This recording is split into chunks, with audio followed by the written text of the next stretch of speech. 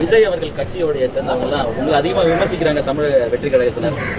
உங்களோட வளர்ச்சியை பார்த்தால் எதனால? அதெல்லாம் ரசிச்சு சிரிச்சுக்கணும். பிள்ளைங்க சின்ன பிள்ளைங்க தானே, அது விமர்சனத்தை தாங்க முடியாம இந்த இடத்துக்கு வந்து நிக்கிறோம். இதெல்லாம் சின்ன பிள்ளைய பார்த்து பண்ணோம். அந்த கருத்தா மாதிரி தெரியல. இப்போ ஒரு கேள்வி அண்ணன் கேட்கிறேன்னு உங்ககிட்ட கேட்கிறேன். நீங்களே என் தம்பி விஜய், நீங்க சொல்றீங்க பாரதிய ஜனதா என் கொள்கை எதிரி, திமுக என் அரசியல் எதிரின்னு தம்பி சொல்றல. அரசியலுக்கு இந்த கொள்கைக்கு அரசியலுக்கு வேறுபாடு என்னன்னு விலைக்கு சொல்லுங்கன்னா நீங்க சொல்லணும். என்ன விமர்சிக்கிறீங்க அப்படி சொல்லக்கூடாது. வாத்தியார் ஒரு கேள்வியை நீங்க கேட்டா பதில் சொல்லணும். வாத்தியார் கேள்விக்கு பதில் சொல்லாம என்ன சார் நீங்க என்ன போய் விமர்சிக்கிறீங்க அப்படி சொல்ல முடியாது. கேள்வி பொதுத்தளத்துக்கு வந்த பிறகு பொதுத்தளத்துல ஒரு கருத்தை வைக்கும் போது இப்படி கேள்விகள் மாற்று கருத்துக்கள் எழும். இப்ப நான் கேட்கறதுக்கு ஒண்ணுன்னா நீங்க பதில் சொல்லுங்க. காங்கிரஸ் பிஜேபி உங்க கொள்கை எதிரிங்கிறீங்க, திமுக உங்க அரசியல் எதிரிங்கிறீங்க. அப்ப திமுகவின் கொள்கையில உடன்பாடா? பாரதிய ஜனதாவின் அரசியல் செயல்பாடுகளை உங்களுக்கு உடன்பாடா? பிஜேபி கொள்கை எதிரினா பண மதிப்பிழப்பை நீங்க ஆதரிச்சது ஏன்? பணம் செல்லாதுன்னதை ஆதரிச்சது ஏன்? அப்ப பிஜேபி உங்க கொள்கை எதிரினா 24 தேர்தலை எதிர்த்து அதோட போட்டிட்டு வீழ்த்த வராதது ஏன்? எத்தனை கேள்வி இருக்கு. பாரதிய ஜனதா கொள்கை எதிரி என்றால் காங்கிரஸ் உங்க கொள்கை நண்பனா? வருமா வராத அந்த கேள்வி உங்களுக்கு வரல, எனக்கு வரும்ல. தம்பிகிட்ட கேட்கணும்னு தோணும். காங்கிரஸ் அப்ப கொள்கை நண்பனா? பிஜேபியின் கொள்கைக்கும் காங்கிரசின் கொள்கைக்கும் ஒரே ஒரு கொள்கையில வேறுபாடு காட்டுங்க. இது என்னை விமர்சிக்கிற தம்பி தங்கைகளுக்கும் சேர்த்துதான். ஒரே ஒரு வேறுபாடு காட்டுங்க.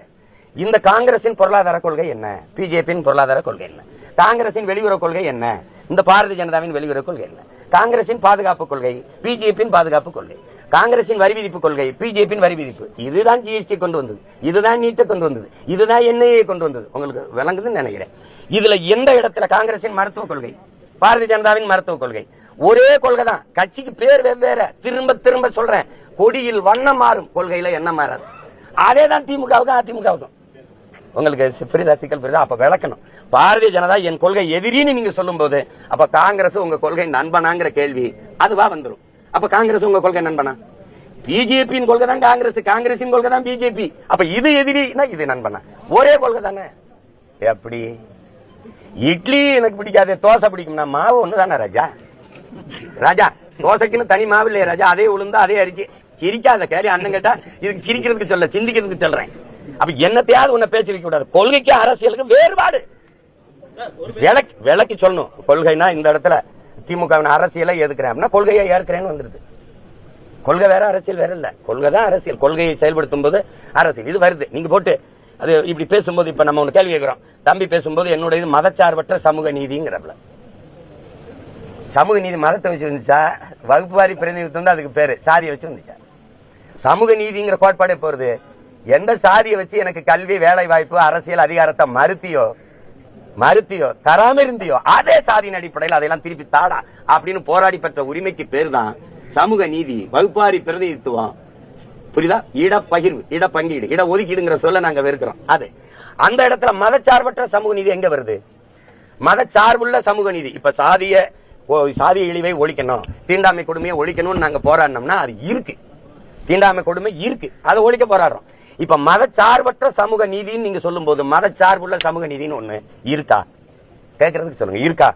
இருக்கா? அப்ப நீங்க மதச்சார்பற்ற சமூக நீதியில் இஸ்லாமியர் கிறிஸ்தவருக்கு இட பகிர்வு, இட பங்கீடு இருக்கா இல்லையா உங்க ஆட்சியில? அதுக்கு பதில் இருக்கா? அப்ப இந்துவா ஏற்றிருக்கிறீங்க தேவர், தேவேந்திர, நாடார், கோனார் எல்லாம் இருக்கா, கவுண்டர், வன்னியர் எல்லாம் இந்துன்னு இருக்கிறான். அவனுக்கு உங்க ஆட்சியில இடஒதுக்கீடு இருக்கா இல்லையா? இப்ப என்னத்தையாவது பேசி வச்சுட்டு போயிடக்கூடாது. நீங்க வாட்டுக்கு மாநாட்டில் பேசும்போது சாதி, மதம், மொழி, இனம் என்று பிரிக்கிறார்கள் அப்படின்னு. மொழி இனம்னு பிரிக்கிறாங்க போதே அடிப்படை அரசியல தெரியலன்னு வந்து. ஏன்னா உலகம் முழுமைக்கும் மொழியின் அடிப்படையில தான் எல்லா தேசிய இனங்களும் அரசியலை செய்யுது. அரசியலுங்கிற சொல்ல மொழியினா இல்ல. என்கிட்ட அரசியல், அவன்கிட்ட பாலிடிக்ஸ், அது மொழி தானே. மொழி இனம் என்று அரசியல் அப்படி பேசக்கூடாது. நீங்க இங்க மொழி வழியே தான் தேசிய இனங்கள் மாநிலங்கள் பிரிக்கப்பட்டிருக்கு. அப்ப இந்தியாவில் மொழி வழி தேசிய இனங்கள் மாநிலங்களா பிரிந்ததை ஏற்கிறீங்களா எதுக்குறீங்களான்னு கேள்வி வந்துருக்கு. என்ன கேட்கறது விளங்குதா? அப்ப மொழிவழி மாநிலம் பிரிக்கப்பட்டத மொழி இனம்னு பிரிப்பாங்கன்னா இங்க மொழி வச்சுதான் அரசியல். இந்தி எதிர்ப்புலதான் இங்க கிளர்ச்சியை வந்து ஆட்சியை கைப்பற்றது திமுக. பங்களாதேஷ் பாகிஸ்தான்ல இருந்து மொழியால தான் பிரியுது. புரியுதா? டிவேலரா அயர்லாந்துக்கு தனிநாடு கட்டதே மொழி வழிதான். ஐரிஷ் இங்கிலீஷ்னு. அப்ப எது மொழி இனம்னு பிரிக்கிறான்? ஐரோப்பிய நாடு பூரா மதம் தானே, கிறிஸ்தவன் தானே. எதுக்கு அத்தனை நாடு பிரிஞ்சு சொல்லுங்களேன்? எதுக்கு Norway, Sweden, Denmark, Germany, France எல்லாம் ஒரே நாடா இருக்க வேண்டியதானே தம்பி? ஏன் தம்பி? ஏன் அது சொல்ல முடியுதா? அப்ப சும்மா வந்து சாதி, மதம், மொழி, இனம்னு பிரிக்கிறாங்கன்னா ஒருத்தன் முன்னாடி நிக்கிறான். இங்க இருக்கிற ஆளுகளை பார்த்து அரசியல் செய்ய வந்தவில்லை. இப்ப உலக பெருந்தலைவன் பிரபாகரின் மகன். இதுக்கு முன்னாடி காமராஜ், கக்கன், சிவானந்தன், சிங்காரவேலர், உங்களுக்கு புரியுதா? மறைமலை அடிகள், அண்ணல் தங்க, கியா விஸ்வநாதன், முத்துராமலிங்க தேவர், வாவு சிதம்பரனார், இங்க ராமசாமி படையாச்சு, இந்த மாதிரி பெரும் பெரும் என் முன்னவன் இருக்கான்ல, அவனெல்லாம் கரைச்சு குடிச்சு வாய்ச்சு நேச்சு படிச்சு அவன் ஒரு பாதை போட்டு வச்சிருக்கான், அதுல போயிட்டு இருக்கேன். அப்ப குறுக்க குறுக்க தவி ஓடி இருந்தா கேள்வி வரும். நீங்க கேட்க மாட்டீங்க, அவர் கேட்க மாட்டீங்க. உனக்கு அண்ணன் ஒருத்தருக்கு அவன் கேட்பல, என்னப்பா அதுக்கு அர்த்தம்னு அப்புறம் விமர்சிக்கிறாரு. அவங்க எல்லாம் பேசுறாங்க அப்படின்லாம் அப்படி பேசக்கூடாது. இப்ப நீங்க என்னை விமர்சிக்கிற தங்கி தங்கச்சியில் இதுக்கு பதில் சொல்லணும், இதுக்கு பதில் சொல்லணும். பதில் சொல்லிட்டு அப்புறம் நீங்க இப்ப திமுகவை ஒழிக்கணும், சரி ஒழிக்கணும். அதுக்கு என்ன சொல்றீங்க, குடும்ப ஆட்சிங்கிறீங்க. அப்படின்னா முதல்ல யாரை ஒழிக்கணும், மன்னர் ஆட்சினா காங்கிரஸ் தான் ஒழிக்கணும். இந்த வாரிசு அரசியல், குடும்ப அரசியல், மண் இந்த தொடர்ச்சியா அரசியல தொடங்கி வச்சு இன்னைக்கு வரைக்கும் தொடர்ந்துகிட்டு இருக்கிற பெருமக்களை காங்கிரஸ்காரங்க தான். புரியுது? அப்ப அதையும் பேசல. இப்ப நான் ஒரு கேள்வி கேட்கிறேன். கேரளாவில் வயநாட்டில் நின்னாரு சகோதரர் ராகுல் காந்தி, அவர் வேற இடத்துக்கு போயிடுறாரு. அந்த கேரளாவில் வேற காங்கிரஸ்ல ஒரு தங்கச்சியே இல்லையா, அவர் தங்கச்சி தான் கொண்டாந்து நிறுத்து வர. இதை கேட்பியா, இதை கேள்வி கேட்பில. அப்புறம் திமுக வாரி ஒழிக்கிறோம், அதையும் ஒழிக்கணும் இதையும் ஒழிக்கணும்னு சொல்லணும். அப்ப கருத்துல நியாயம் இருக்கு.